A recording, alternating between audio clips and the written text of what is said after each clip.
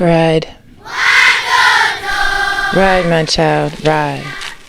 Into the possibilities that you believe you can be. Come to think of them as dreams, as clouds, as plucked potential floating above, just asking to be held, then reach. Reach, my child, reach. Past what you know and what you think to a future you cannot see. So keep, my child, keep your eyes as open as the sky and create stars when you blink.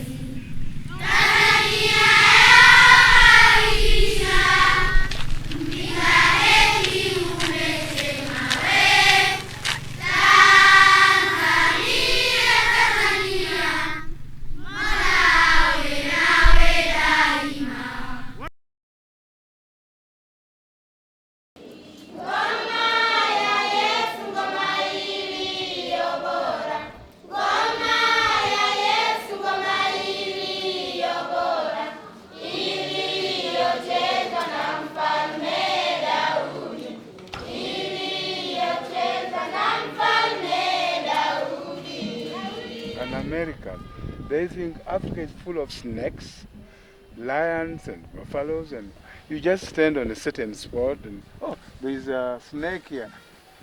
People just don't know that these things are scattered. I think the conception that Americans have about Africa is, from way back, some books, is a dark continent. You hear so much about absolute extreme poverty. And a lot of people come here with the hero complex. They're going to come save everybody, and they really, nobody's asking to be saved.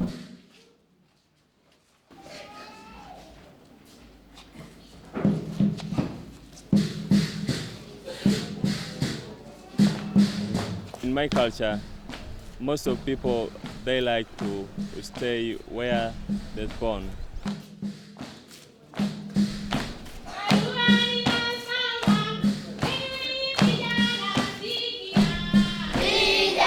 Here is the place where I was born.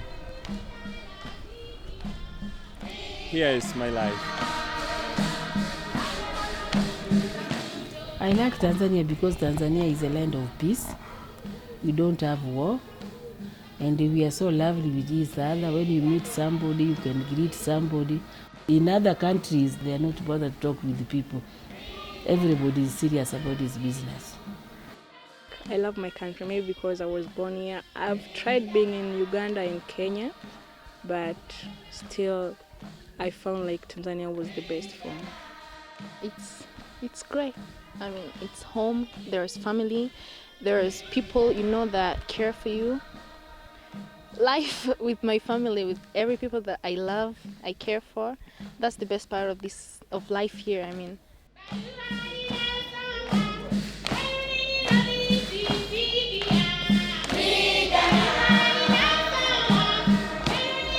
People are satisfied with the little they have. I mean, keep on having these daydreams. I mean, dreams like, I wish one day I'll be this or that, but it's really kind of hard. So they're just happy with the little that they have. Like, we have classes, so we have the rich, the poor, the middle. So for the poor, life is very hard because they all stay in the villages, and it's like it's hard for them to get their necessary needs. A lot of people up there do everything for themselves. Those who have are given more, and those who don't have, they get nothing. And there's a lot of talk about, people pulling themselves up by their bootstraps, but a lot of communities here don't have bootstraps. I mean, they're just trying to get by every day. But despite all that hardship that we see and we think we understand, when you're here longer term, you see people that are absolutely happy. There's no difference in life, trying to get their kids to school, trying to put food on the table, and occasionally catch the soccer game on the radio. So there's not that much difference, I found.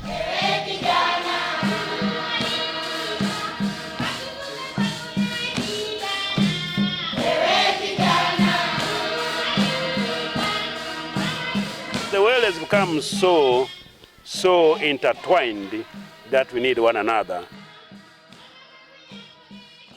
Therefore, for the Americans to have positive conception about Africa, let them keep on coming to sing this by themselves.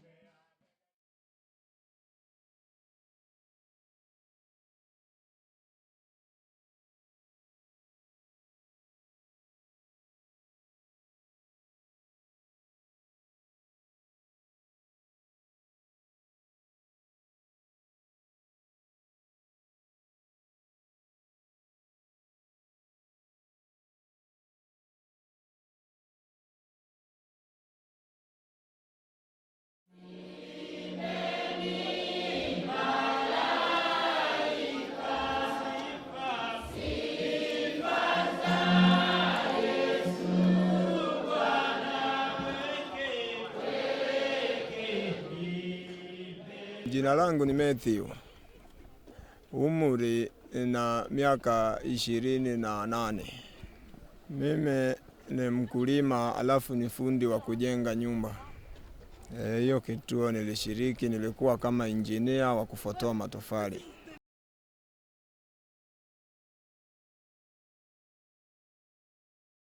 Jinsi ya kutumia ile mashine. Sasa tuliporudi kazi ya ujenzi ilianza. Moja kwa moja nilikuwa kama mmoja wao kufundisha kamati ya ujenzi swala la mashine la kurekebisha brakes ya kujenga ile nyumba. Sasa ile mashine ina kazi ngumu na inataka nguvu nyingi. Bila nguvu huwezi ukafanikiwa kutoa brakes mle ndani. Kwa sababu unatumia nguvu nyingi, inatakiwa unakula kiasi cha kutosha na utaalamu na ujuzi zaidi. Mwambie hayo kwanza na yeye asikie. Yaani ile kliniki kwa ujumla Roche pamoja na nchi jirani ya Kenya, yani wana furaha kubwa sana ambao yani lengo lao wanategemea na wanatarajia eti kwamba hapo patakuwa ni pazuri na huduma ya tiba ambao ni afya kwa ujumla. Yani tunafuraha kwa ujumla yani. Yani ilo shirika niko nayo pamoja kama pua na mdomo, sitaiacha mbali mpaka kufa kwangu.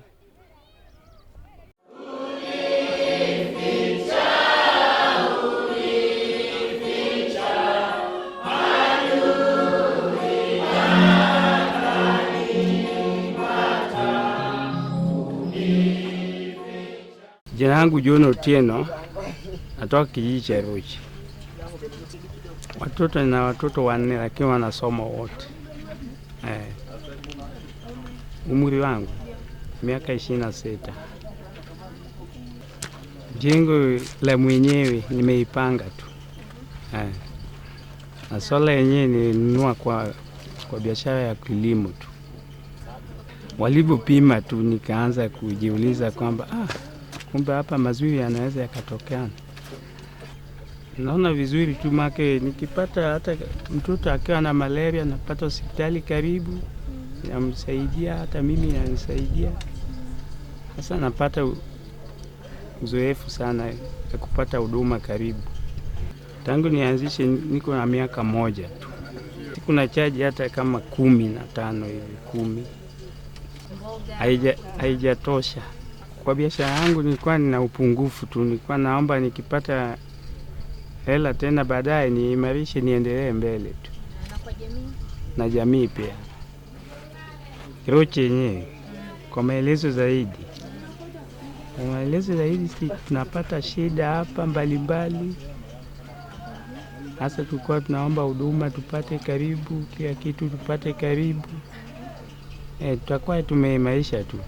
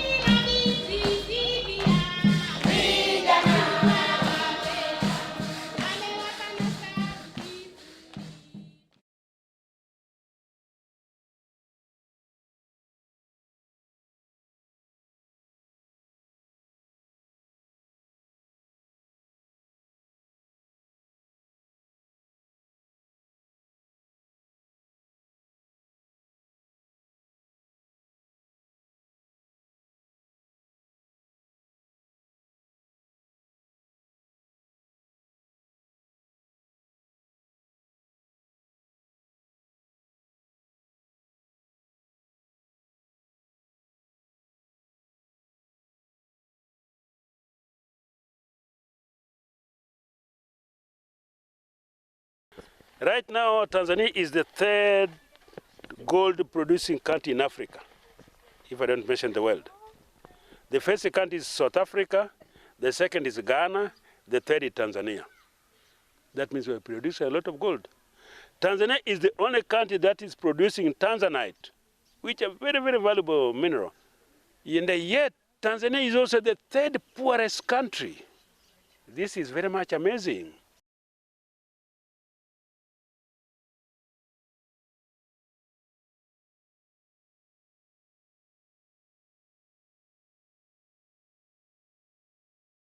The conception that Americans have about Africa is a dark continent.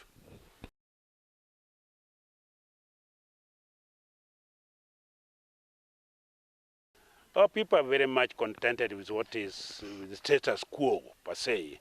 We don't have a frame of reference where we don't have comparisons and we don't have competition. All we get is what is there. For you to have changes, you need a catalyst. And the catalyst is like you who are coming here. Therefore, for the Americans to have positive conception about Africa, I think what you're doing is good. Let them keep on coming and seeing this by themselves.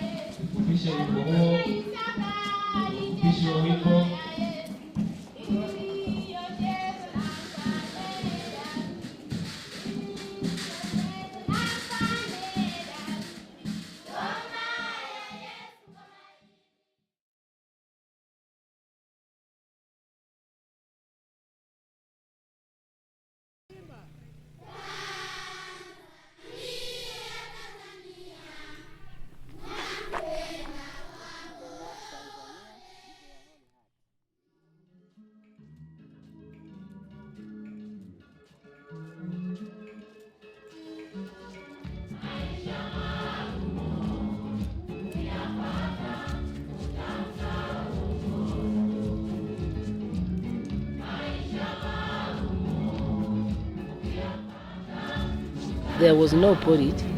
They dislike to come to school because of they have been angry for a long time at school. Since they start taking porridge, nowadays they like to come to the school because they are getting porridge.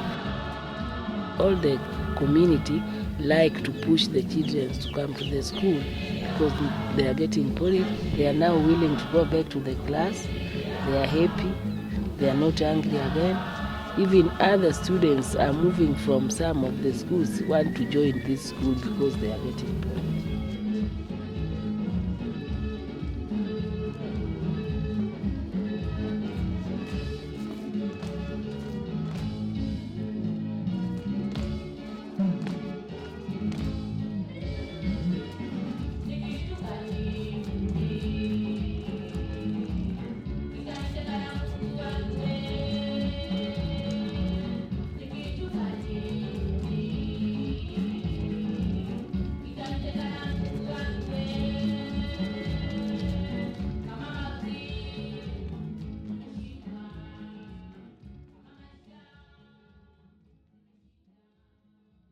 I mean, there are these students, very promising students out here. They study so hard. I mean, they've got very big dreams than they could get, and there's always nobody there to help them come to reach their dreams. And all of a sudden, there's this thing, I mean, that offers the best for them. And there's this thing that shows them, at least there's light, we can help you out. And I'm really so grateful. I mean, at least they've been in the dark and they see this little light. It's just so wonderful. It's very helpful to all the sectors that it's doing. That's starting with the health, education, and even development. It has been such a help that it's even hard to describe, especially once you see what they're doing. It's like you're so grateful.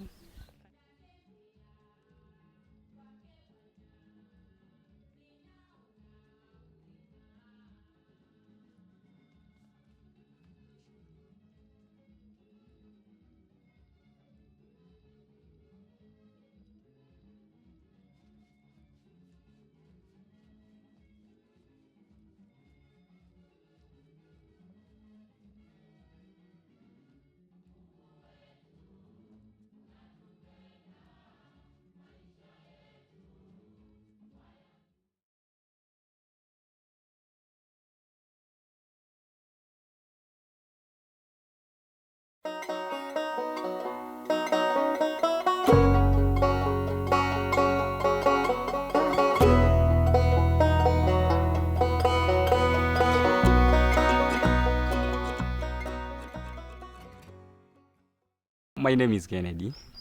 I live here. It is almost 1 kilometer from here. Yeah, I live down there. Yeah, I live with my family. Yeah, my father was a teacher and my mother was a housewife. Yeah, and at home I'm a farmer. Let me say I'm a farmer, but I dig some crops to help us for food in my family. I'm not educated, but I know to speak a little English. I will say it is like a miracle because I don't have any schools to go. If you are going to the primary. At primary there they teach with the Swahili language only, but it is one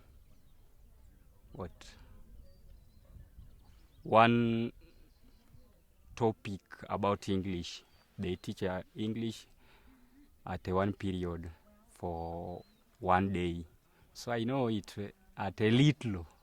Yeah, I get some little English.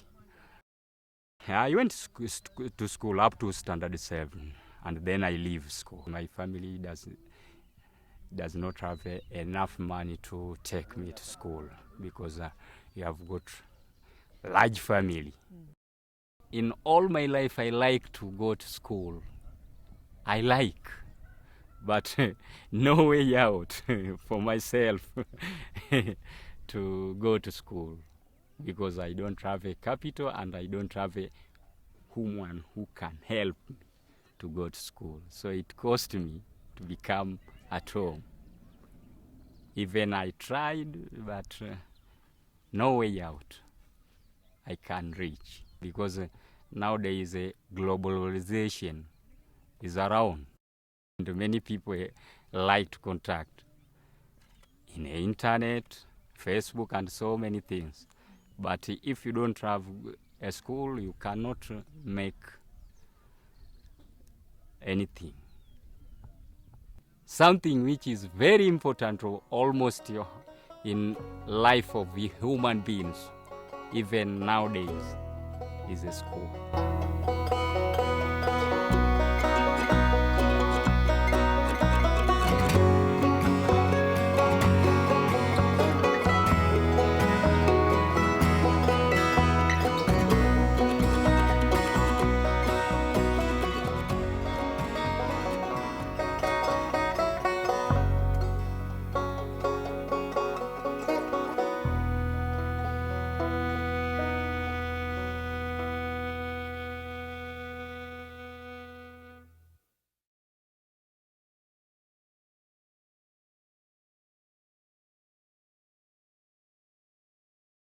Village Life is a Cincinnati-based nonprofit organization that partners with villages in Tanzania, East Africa, to improve conditions of life, health, and education.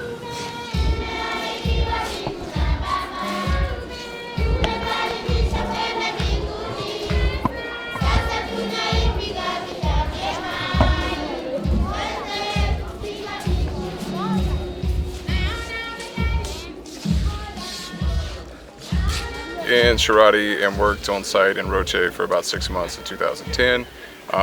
Since then, I worked the last 2 years in Cincinnati as executive director, building relationships with the local schools, and then back here in Burere for about the last 8 months. We started the Burere School Project with the Engineers Without Borders, University of Cincinnati chapter in June 2012. Well, the need here in Burere is really large. There's 2 classrooms that are still being used but completely structurally compromised. Over time, the bricks are just not up to quality and they're falling out of the wall. And really, the 2 classrooms are dangerous, but they don't want to have class out under the tree because that's just not a good learning environment either.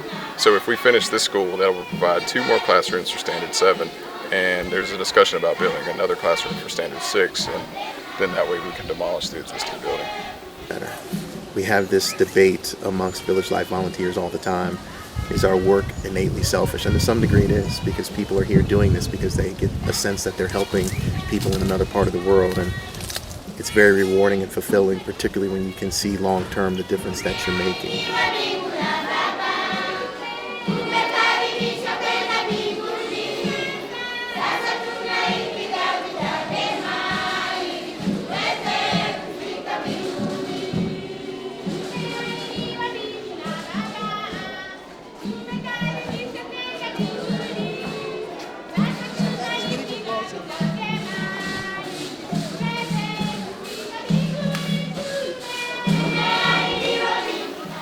The work is important to me because of the relationships we're building.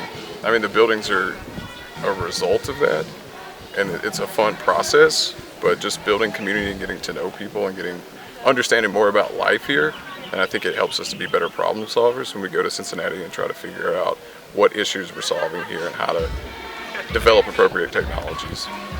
Success here in Tanzania is just continuous building.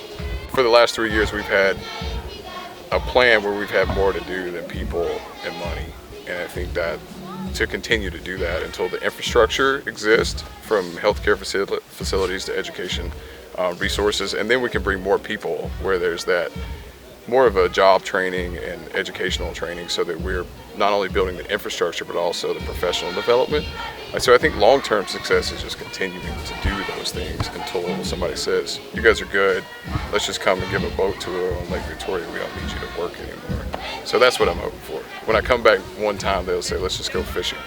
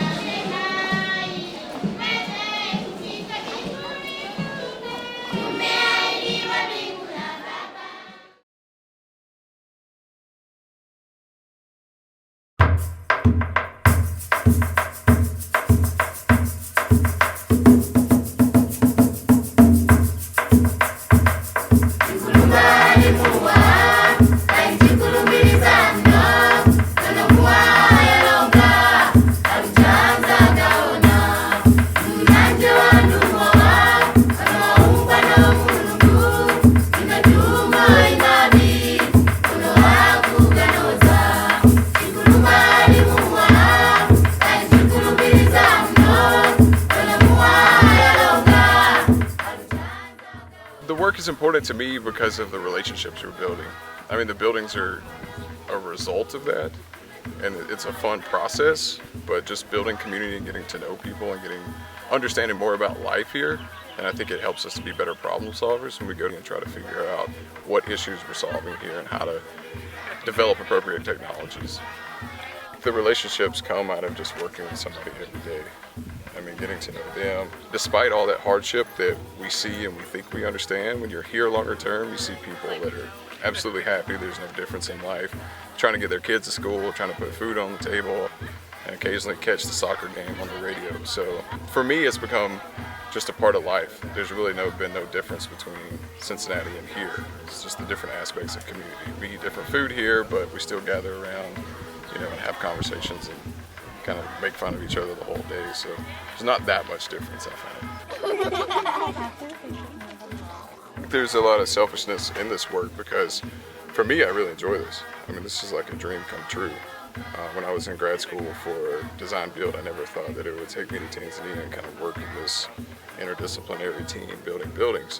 It's building my professional career, my resume, and in turn, I'm learning all of these different things. So to me, it's like the selfish aspect of it. People say they come here like to give, and a lot of people come here with the hero complex. They're gonna come save everybody, and they really, nobody's asking to be saved. They're just asking for a little bit of help.